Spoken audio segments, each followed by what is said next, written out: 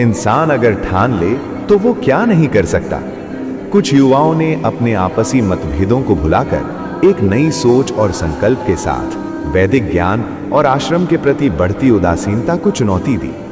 अपने अथक प्रयासों से उन्होंने उस बुझती हुई आस्था में फिर से एक नई जान डाल दी और लोगों के मन में वैदिक परंपरा के प्रति रुझान जगाया।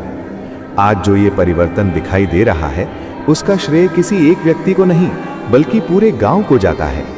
गांव के हर व्यक्ति ने बढ़ चढ़कर इस प्रयास में सहयोग दिया और यही सामूहिक शक्ति आज इस पुनर्जागरण का आधार बनी है। बरसों से खोई हुई रौनक अब धीरे धीरे फिर लौटने लगी है। ये सब कहीं ना कहीं महान संतों की दी हुई शिक्षा और संस्कारों का ही परिणाम है, जो आज भी लोगों के दिलों में जीवित हैं। धन्य है ये भूमि जिसने ऐसे आर्य वीरों को जन्म दिया और इस पावन कार्य का साक्षी बनने का अवसर दिया। आशा ही नहीं, विश्वास है कि आने वाले वर्षों में भी गांव के लोग इसी प्रकार एकजुट होकर वैदिक धर्म की पताका को ऊंचा उठाएंगे और नए कीर्तिमान स्थापित करेंगे। अब इस गांव का बच्चा बच्चा संस्कारों से युक्त होगा, क्योंकि ये गांव अब वैदिक मार्ग पर चल पड़ा है।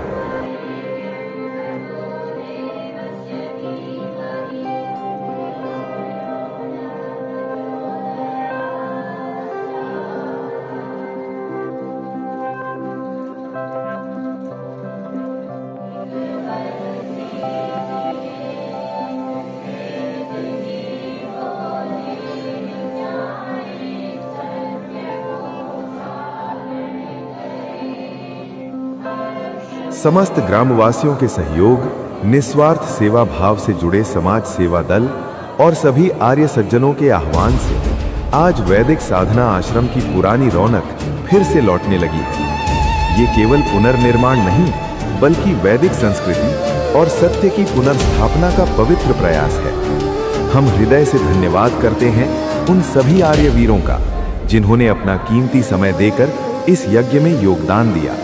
आपका सहयोग ही हमारी शक्ति है। आशा है आप आगे भी इस वैदिक यात्रा में हमारे साथ जुड़े रहेंगे।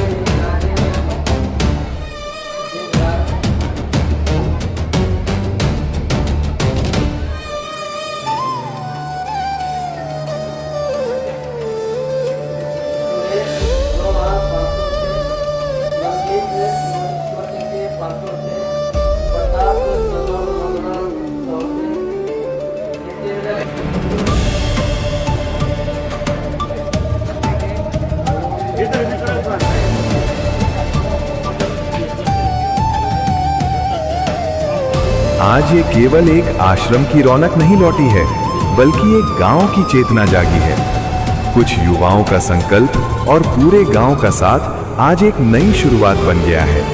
ये किसी एक का नहीं, हम सब का प्रयास है। आइए इस वैदिक ज्योति को यूं ही जलाए रखें। ओम शुभम भवतु।